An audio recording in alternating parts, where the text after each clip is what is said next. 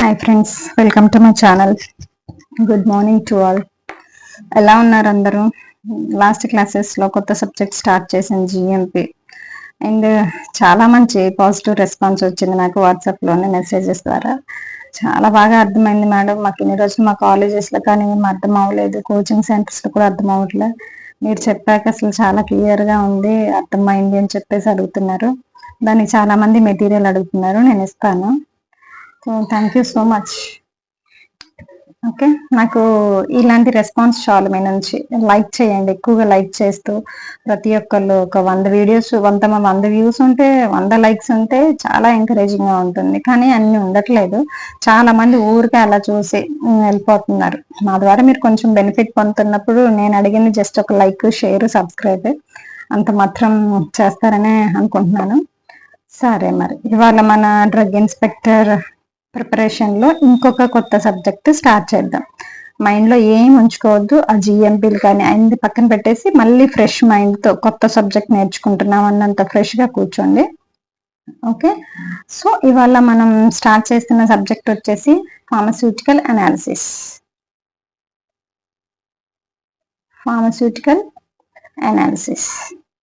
Okay, same దీనికి కూడా class notes కావాలన్నా ఇస్తాను, ఎంసీక్యూస్ కావాలన్నా ఇస్తాను. Okay, so what is analysis? Analysis అంటే ఏంటి? అసలు అనాలిసిస్ అంటే ఏంటి? అనాలిసిస్ ఏంటంటే it's a branch of practical chemistry. Analysis is a branch of practical chemistry which deals with identification, determination, purification of organic and inorganic compounds. Practical chemistry అనమాట analysis అనేది, which deals with the identification and determination and purification of organic and inorganic compound. Okay, organic and inorganic compounds. Here అసలు ఏం జరిగిద్దంటే ప్రతి pharma ఇండస్ట్రీలో ఒక cycle ఉంటుంది అనమాట. ప్రతి ఫార్మా ఇండస్ట్రీలో ఒక ప్రొసీజర్, ఒక సైకిల్ లాగా ఉంటుంది. ఏంటంటే ఏదైనా ఒక ఫర్ ఎగ్జాంపుల్ ఒక డ్రగ్ తీసుకోండి, పారాసెటమాల్.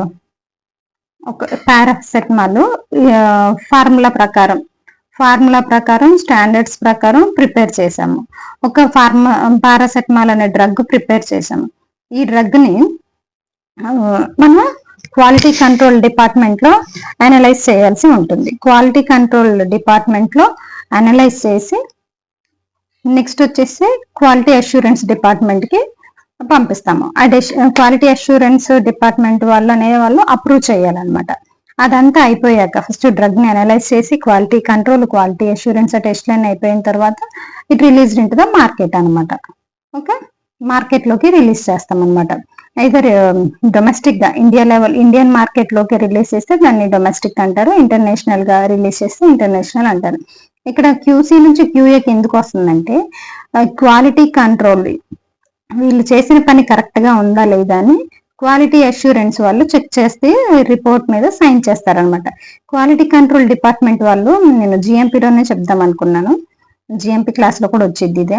వీళ్ళు ఏంటంటే రా మెటీరియల్ టెస్టింగ్, స్టోరేజ్ కానీ, ప్యాకింగ్ కానీ, లేబులింగ్ కానీ ఏం చేసినా సరే క్వాలిటీ అష్యూరెన్స్ డిపార్ట్మెంట్ పీపుల్ తో సైన్ చేసుకోవాలి. మరి క్వాలిటీ అష్యూరెన్స్ పీపుల్ ఎక్కడుంటారు? ప్రతి డిపార్ట్మెంట్ లో ఉంటారు. ఫార్మా ఇండస్ట్రీలో, ఫార్మా కంపెనీస్ లో ప్రతి డిపార్ట్మెంట్ లో క్వాలిటీ అష్యూరెన్స్ పీపుల్ ఉంటారు. సో ఈ క్వాలిటీ చెకింగ్ చేసిన వాళ్ళు ఉంటారు కదా, ఇదే రా మెటీరియల్ కానీ, స్టోరేజ్ కానీ, ప్యాకింగ్ కానీ, లేబులింగ్ కానీ, మ్యానుఫ్యాక్చరింగ్ ప్రాసెస్ లో ప్రతి స్టెప్ లోని క్వాలిటీ అష్యూరెన్స్ వాళ్ళు ఉండి వీళ్ళు తయారు చేసిన దానికి వీళ్ళు ఒక రిపోర్ట్ తయారు చేస్తారు, డాక్యుమెంట్. దీన్ని వీళ్ళు వెరిఫై చేసి సైన్ చేయాలి. సో వీళ్ళ పని అదనమాట, క్యూసీ అండ్ క్యూఏ వాళ్ళ పని. ఓకే, ఇక్కడ మనకి అనాలిసిస్ డెఫినేషన్ తెలుసుకోవాలి. So it's a branch of practical chemistry which deals with identification, determination, purification of organic and inorganic compounds. Okay, next వచ్చేసి what is a quality analysis? Quality analysis Q అంటే మళ్ళీ quality assurance అనుకోకండి, quality analysis. It's identify the given compound is present or not. To identify the given compound present or not. And what is a quantitative analysis? To determine the quantitative ante quantity or amount. Okay, quantity or amount. To determine the quantity and the amount. What is the semi quantitative analysis? Basic definitions ఇవి తెలిసి ఉండాలి. ప్రతి class మీకు introduction నుంచి చెప్తున్నాను, అప్పుడే అర్థమవుతుంది. ఇది కూడా అలానే చెప్తున్నాను, అప్పుడే నెక్స్ట్ లోపలికి వెళ్తా ఉంటే టాపిక్ లోకి మనకు అర్థమవుతుంది. ఓకే, సెమీ క్వాంటిటేటివ్ అనాలిసిస్ అంటే ఏంటంటే, మనం ఏదన్నా ఒక ఫార్ములేషన్ చేసామనుకోండి, ఏదన్నా ప్రోడక్ట్ తయారు చేసిన మన కాంపౌండ్ లోని ఇంప్యూరిటీస్ ఎన్ని ఉంటాయి, ఇంప్యూరిటీస్ ఉన్నాయా లేదా, ఉంటే ఎంత ఉన్నాయి. ఓకే, ఎగ్జాంపుల్ వచ్చేసి సెమీ క్వాంటిటేటివ్ అనాలిసిస్ కి లిమిటేషన్లు. ఓకే, మనం ఏదైనా కాంపౌండ్ ప్రిపేర్ చేస్తే మన కాంపౌండ్ లో ఇంప్యూరిటీస్ ఉన్నాయా లేదా, ఉంటే ఎంత ఉన్నాయి అనేది semi quantitative analysis. And here the example is limit test అనమాట. Okay, I hope you are clear up to this. ఇక్కడ వచ్చేసి మనకి నెక్స్ట్ క్లాసిఫికేషన్ ఇంపార్టెంట్. క్లాసిఫికేషన్ లో ఏంటంటే 2 టైప్స్ ఉంటాయి అనమాట. క్లాసిఫికేషన్ లో 2 టైప్స్ ఉంటాయి, manual and instrumental methods. Classical or non classical methods అంటారు, నాన్ ఇన్స్ట్రుమెంటల్ ఆర్ ఇన్స్ట్రుమెంటల్ అంటారు. దీనికంటే ముందు ఇంకొన్ని క్లాసిఫికేషన్స్ ఉంటాయి అనమాట. అవి తెలుసుకొని మనం ఈ మెయిన్ క్లాసిఫికేషన్స్ కి వద్దాం అనమాట. ఫస్ట్ అది అర్థం చేసుకుంటే తర్వాత ఇవి కూడా ఈజీగా ఉంటాయి. ఇక్కడ ఒక శాంపిల్ ని అనలైజ్ చెయ్యాలంటే ఒక 3 బ్రాడ్ మెథడ్స్ యూజ్ చేస్తారు అనమాట. 3 మెథడ్స్ వాడి శాంపిల్ ని అనలైజ్ చేస్తారు. ఫస్ట్ వచ్చేసి మాన్యువల్ మెథడ్స్ ఆఫ్ అనాలిసిస్. అంటే మాన్యువల్ మెథడ్స్ ఆఫ్ అనాలిసిస్ లో ఏం చూస్తామంటే, లైక్ ఇక్కడ ఆర్గానోలెప్టిక్ ప్రాపర్టీస్ చూస్తారు. ఆర్గానోలెప్టిక్ ప్రాపర్టీస్ అంటే ఏమేమి ఉంటాయంటే, like taste, odour, organoleptic properties manual methods of analysis లో చూస్తారు. టేస్ట్, ఓడరు, నెక్స్ట్ వచ్చేసి colour and texture and appearance. Okay, ఇక్కడ శాంపిల్ అనాలిసిస్ లోని 3 మెథడ్స్ లో ఫస్ట్ వచ్చేసి A manual methods of analysis అనమాట. నెక్స్ట్ బి వచ్చేసి కెమికల్ మెథడ్స్ ఆఫ్ అనాలిసిస్. అంటే ఇక్కడ ఇంకోటి చెప్పాను కదా, మాన్యువల్ మెథడ్స్ లోని organoleptic properties, taste, odour, colour, texture, appearance చూసినప్పుడు ఎలా can be observe through the sense organs ద్వారా మనం ఇది సెన్స్ చేయొచ్చు అనమాట. నెక్స్ట్ కెమికల్ మెథడ్స్ లోని ఎలా అనలైజ్ చేస్తామంటే, ఇక్కడ ఈ యొక్క శాంపిల్ ని అనలైజ్ చేయడానికి వేరియస్ కెమికల్స్ వాడతారనమాట. ఓకే, ఇక్కడ వచ్చేసి ఎగ్జాంపుల్స్ ఏముంటాయంటే డిఫరెంట్ టైప్స్ ఆఫ్ టైట్రేషన్స్. ఎందుకంటే టైట్రేషన్స్ అంటే ఇందులో కెమికల్ రియాక్షన్స్ ఇన్వాల్వ్ అయ్యి ఉంటాయి. బిట్వీన్ ద రియేజెంట్స్ మధ్యలోని కెమికల్ రియాక్షన్స్ ఇన్వాల్వ్ అయ్యి ఉంటాయి. కాబట్టి different types of titrations are the examples which comes under the chemical methods of analysis. Okay, next వచ్చేసి instrumental method of analysis. Instrumental method of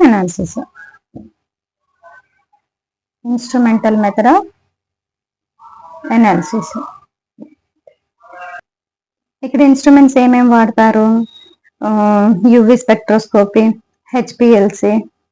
nowadays this is using mostly. Okay, HPLC, NMR, IR ఇలాంటి instruments వాడి analysis చేస్తారన్నమాట. Next ఇంకొకటి ఏంటంటే scopes of pharmaceutical analysis. ఇక్కడ ఏంటంటే first pharmaceutical industries లోని ఏమి వాడతారు? మెయిన్ గా కెమికల్ అనాలిసిస్ వాడతారు. కెమికల్ అనాలిసిస్ ఎందుకు వాడతారంటే, to ensure the quality and quantity of various materials that is used in the production of pharmaceutical products like raw materials, vehicles, solvents and finished products anamata. That is in the pharmaceutical industry. Next in food industry, first scopes of pharmaceutical analysis lo pharmaceutical industry. Next food industry. Food industries లో ఏంటంటే packed food ఉంటుంది కదా, packed food should meet all parameters like quality, purity and safety which enhance the acceptability by consumer అనమాట. For this various kinds of analytical techniques are used అనమాట. Okay, and in pollution control, ఇది మీకు just idea కోసం చెప్తున్నాను, not mandatory. Next వచ్చేసి in pollution control. చాలా in pollution control, చాలా industries చాలా పొల్యూటెంట్స్ ని రైజ్ చేస్తాయి అనమాట.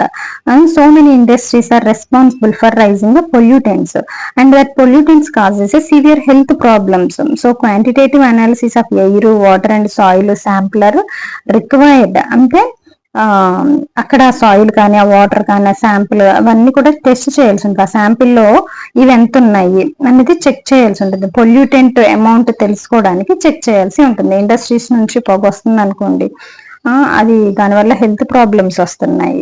సో అందుకని చెప్పేసి దూరంగా ఉండాలి అని చెప్పేసి అంటారు ఇండస్ట్రీస్ అవి ఇవి. నెక్స్ట్ వచ్చేసి biomedical applications. These are all pharmaceutical scopes of pharmaceutical analysis అనమాట. నెక్స్ట్ వచ్చేసి బయోమెడికల్ అప్లికేషన్స్. బయోమెడికల్ అప్లికేషన్స్ లో quantitative analysis have a utility in a biomedical science for diagnosis of illness and monitoring the conditions of the patients అనమాట. ఏంటంటే కొన్ని diseases ఉంటాయి కదా, అవి chemical examination చేశాకే detect అవుతాయి అనమాట, ఐడెంటిఫై అవుతాయి అనమాట. ఎలాంటి అంటే బ్లడ్ కానీ, యూరిన్ కానీ, స్టూల్ కానీ, స్ఫూటం కానీ, ఇలాంటివి టెస్ట్ చేస్తేనే ఇలా ఈ వీటిని ఈ బ్లడ్ తీసుకోనో యూరిన్ తీసుకోనో కెమికల్ ఎగ్జామినేషన్ చేస్తేనే ఆ డిసీజెస్ ఏంటిది అనేది చెప్పేసి బయటపడిద్ది అనమాట. So this is a quantitative analysis have a utility in biomedical science for diagnosis and illness, and monitoring of the conditions of the patients and monitoring the conditions of the patients. ఇక్కడ ఇవి తీసుకొని చెప్పిన examples తీసుకొని test చేస్తాం అనమాట. Next వచ్చేసి environmental study. Okay, environmental study. Actually, pharmaceutical analysis have a different techniques used for environmental study to check అనమాట. pH of rain కానీ, river కానీ, and water pH, resources, environmental factors like temperature, humidity, ఇవన్నీ అనమాట. Okay, main గా pharmaceutical analysis ఎన్ని types గా divide అయ్యింది? Main గా క్వాలిటేటివ్ అనాలిసిస్, క్వాంటిటేటివ్ అనాలిసిస్. ఇంతకు ముందే చెప్పాను నేను క్వాలిటేటివ్ అంటే ఏంటి, క్వాంటిటేటివ్ అంటే ఏంటి. ఓకే, క్వాలిటేటివ్ అంటే వాట్ ఈస్ ప్రెసెంట్ అన్నది గుర్తుపెట్టుకోండి. క్వాంటిటేటివ్ అంటే హౌ మచ్ అన్నది. Okay, how much.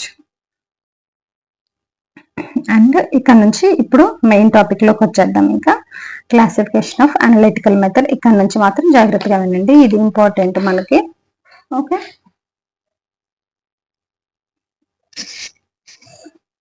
Analytical methods, అది జస్ట్ మీకు అర్థం కావాలని చెప్పాను, స్మాల్ ఇంట్రో లాగానే. అనలిటికల్ మెథడ్స్ లోని నెంబర్ 1 వచ్చేసి classical methods or instrumental methods. Classical methods or instrumental method. Next వచ్చేసి non classical or non instrumental methods. Okay, and here classical methods are also called instrumental methods. First instrumental methods లోని ఏముంటాయంటే spectroscopic methods,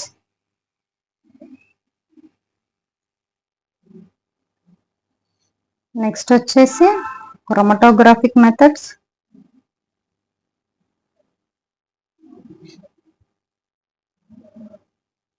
next వచ్చేసి electrochemical methods,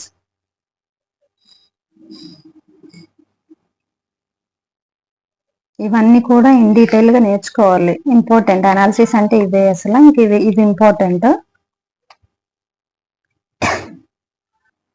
నేను మీకు చాలా వరకు filter చేసి exam కి ఎంత వరకు అవసరమో అంతవరకే చెప్తున్నాను. మళ్ళీ మీరు ఇందులో ఇంకేం ఫిల్టర్ చేయకండి.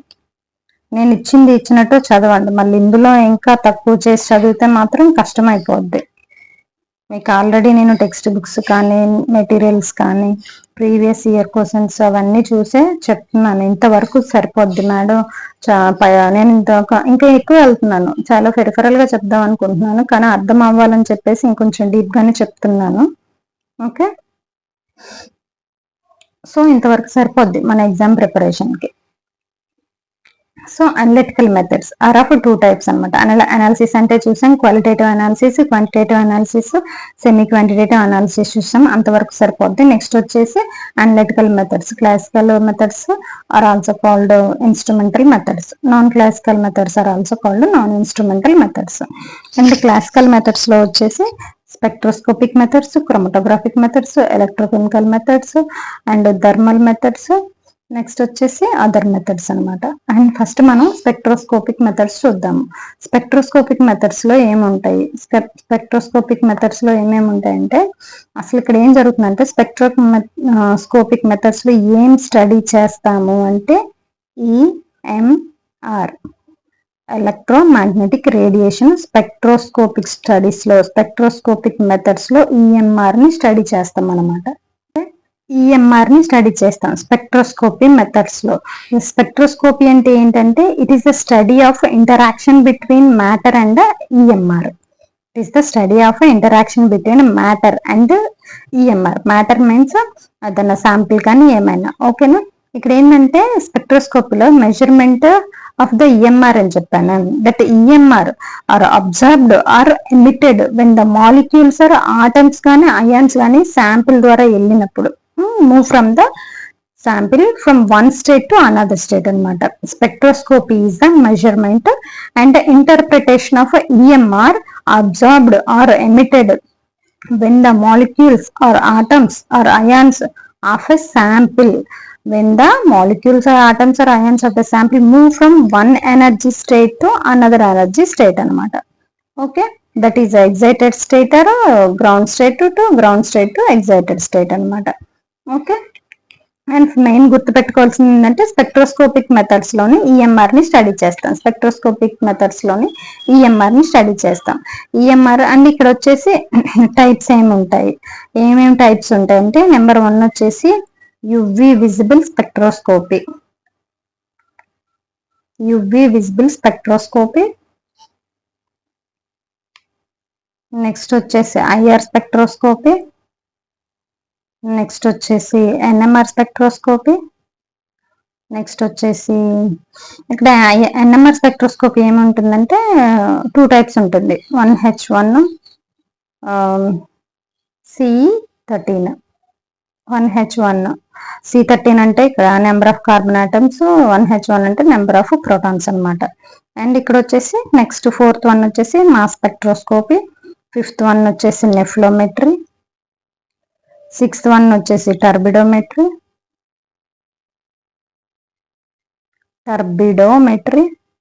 నెఫ్లోమెట్రీ ఇది. నెక్స్ట్ వచ్చేసి టర్బిడోమెట్రీ. 7th వన్ వచ్చేసి fluorimetry. These are the spectroscopic methods. Okay, ఇక్కడ ఇన్ డీటెయిల్ గా సింపుల్ గా చెప్తాను వినండి. యువి విజిబుల్ స్పెక్ట్రోస్కోపీ అంటే ఇక్కడ వచ్చే లా ఏంటంటే బీర్ లాంబర్ట్స్ లా. ఓకే, బీర్ లాంబర్ట్స్ లా వాడతారు. ఐఆర్ స్పెక్ట్రోస్కోపీలో వచ్చే లా ఏంటంటే హుక్స్ లా. క్వశ్చన్స్ ఎలా అడిగారంటే ప్రీవియస్ గా ఇది వచ్చింది ఇంతకుముందు previous year bit. Hooks law is related to which spectroscopy? Hooks law is related to dash, related to IR spectroscopy. This is the previously asked question అనమాట. And NMR spectroscopy 2 types అని చెప్పాను కదా, 1H1 C13. 1H1 అంటే number of protons అనమాట. C13 అంటే number of carbon atoms. Okay, mass స్పెక్ట్రోస్కోపీలోనే ఇంకా అలాగే ఇంకో పాయింట్స్ చెప్తాను అండి. యువి విజిబుల్ స్పెక్ట్రోస్కోపీలోని ప్రిన్సిపల్ వచ్చేసి ఇలా బీర్ లాంబర్ట్స్ లా అన్నాం కదా. అంటే ఇక్కడ ఎస్టిమేట్ చేసే కాంపౌండ్ ఏంటంటే యువి విజిబుల్ స్పెక్ట్రోస్కోపీలో కాంజుగేషన్ ఎస్టిమేట్ చేస్తాం అనమాట, కాంజుగేషన్. ఓకే, అండ్ ఐఆర్ స్పెక్ట్రోస్కోపీలో ఏం ఎస్టిమేట్ చేస్తామో ఫంక్షనల్ గ్రూప్స్. ఈ బేసిక్ పాయింట్స్ గుర్తుపెట్టుకోవాలి ఖచ్చితంగా. ఐఆర్ స్పెక్ట్రోస్కోపీలో ఏం ఎస్టిమేట్ చేస్తామంటే ఫంక్షనల్ గ్రూప్స్ ఎస్టిమేషన్ జరుగుతుంది. అండ్ మాస్ స్పెక్ట్రోస్కోపీలో ఏం జరుగుతుందంటే మాలిక్యులర్ వెయిట్ చూస్తాం అనమాట.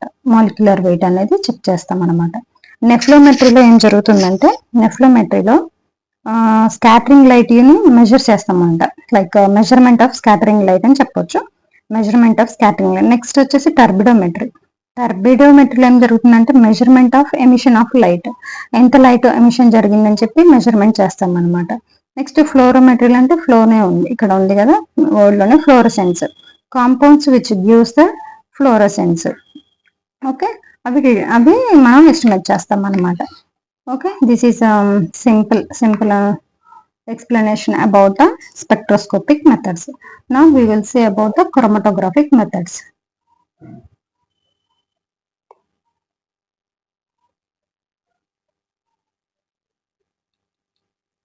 నెక్స్ట్ క్రోమటోగ్రాఫిక్ మెథడ్స్ లోనే ఏం జరుగుతుందంటే, ఇక్కడ ఏం చదువుతాము క్రోమటోగ్రఫీ మెథడ్స్ లోనే, study of separation of coloured compounds. Chroma అంటే కలర్ అనమాట.